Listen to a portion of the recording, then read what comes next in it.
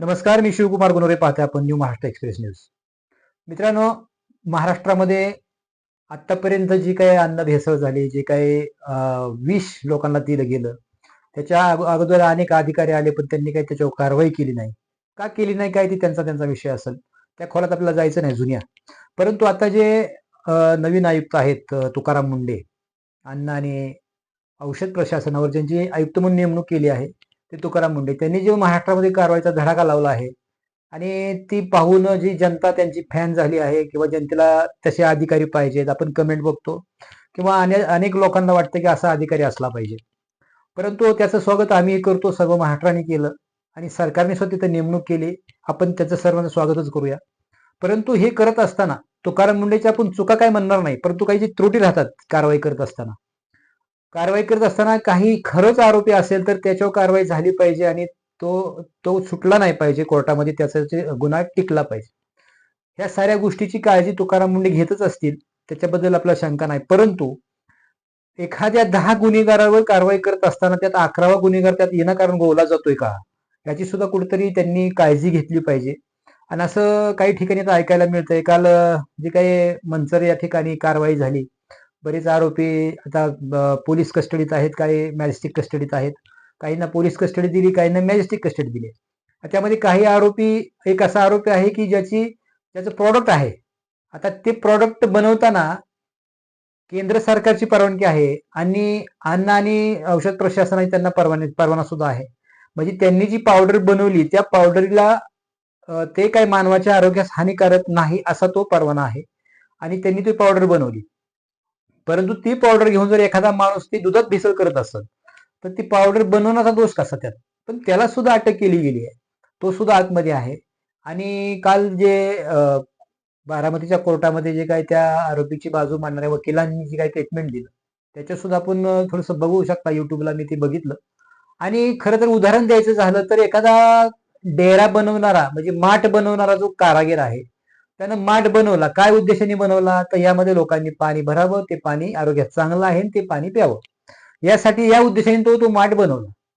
पण तोच माठ भरलेला एखाद्या पतीनं उचलून ती बायकोच्या टाळक्यात घातला आणि जर बायको मेली तर ती मेली म्हणून अटक काय त्या माठ बनवणाऱ्या कारागिराला करायची का? असं कुठेतरी घडतंय. ह्या सुद्धा गोष्टी कुठेतरी तुकाराम मुंडे आणि त्यांच्या टीमने लक्षात घेतल्या पाहिजेत. आता काही ठिकाणी एखादं प्रॉडक्ट आहे, त्या प्रॉडक्टमध्ये भेसळ त्या कंपनीने केली आणि त्या कंपनी एखाद्या किराणा दुकानदाराकडे त्या कंपनीचा माल आहे. आता त्या किराणा दुकानदाराला त्यातली भेसळ करायचं काही कारण नाही. परंतु तुम्ही दुकानदाराला काय तपासू शकता की तुम्हाला हे दुकान चालवण्याचा परवाना आहे का, किंवा तुम्ही ज्या ठिकाणी माणसाला खाण्यायोग्य माल आहे तो तुम्ही ठेवता ती जागा स्वच्छ आहे का, ती प्रोडक्ट आणलेलं तुम्ही स्वच्छ जागी ठेवून विकताय का उगाच लोकांच्या माती मारताय.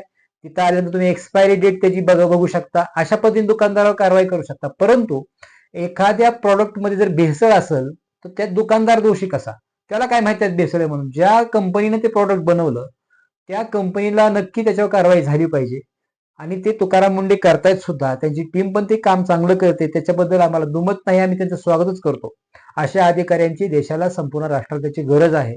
अनेक असे अधिकारी तुकाराम मुंडे सारखे यावेत. परंतु काम करत असताना जर एखाद्या गुंडाला गोळी घालताना कुणी एखादा निरपराध त्यात मरतोय का, ह्या सुद्धा गोष्टी बघितल्या पाहिजेत.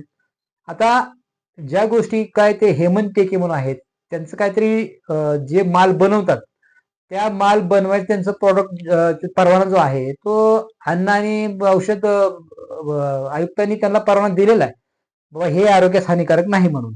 केंद्र सरकारची परवानगी आहे, तरी सुद्धा त्यांनी बनवलेलं प्रॉडक्ट दुसऱ्यांनी दुधामध्ये ते वापरलं गेलं आणि ही भेसळ का केली? म्हणून भेसळ करणारा ठीक आहे, म्हणजे जे गुन्हेगार आहेत, जे माफिया आहेत, त्यांच्यावर कारवाई झालीच पाहिजे. आणि त्याशिवाय एवढं सारं स्वच्छ होणार नाही. हॉटेलचा व्यवसाय करणारे ती तिथं स्वच्छता आहे का? त्यांचा जो भटारखाना आहे म्हणजे जे किचन आहे त्यांचं, त्या किचन मध्ये स्वच्छता आहे का?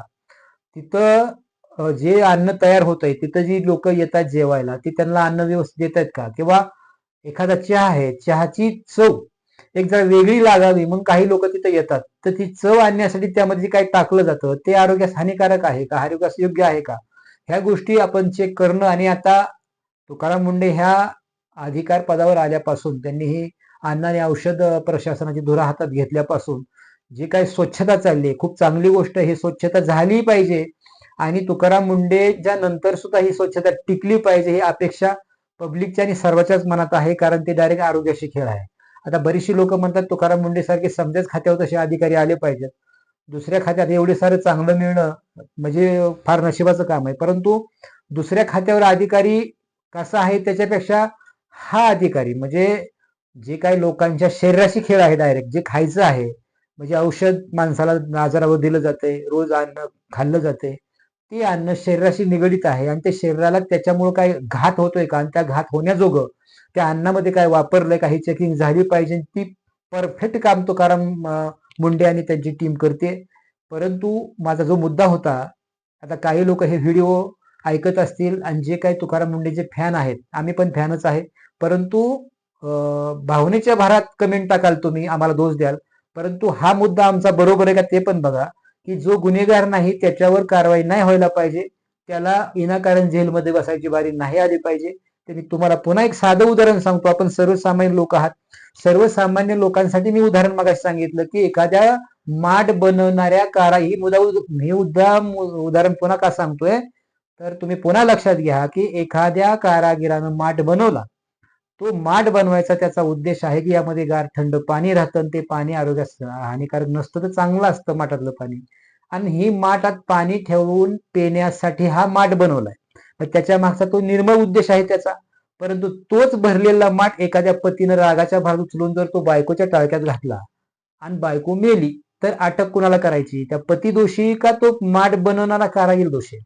तर माठ बनवणाऱ्या कारागिराला अटक नाही झाली पाहिजे. हा मुद्दा माझा ह्या व्हिडिओ मधला महत्वाचा मुद्दा आहे. त्यामुळे हा व्हिडिओ ऐकणाऱ्यांनी कमेंट नक्की करा. हा व्हिडिओ ऐकून आपल्याला काय वाटते कमेंट नक्की करा आणि आमच्या चॅनलला पण सबस्क्राईब करा. आतापर्यंत केलं नसेल तर सबस्क्राईब करा.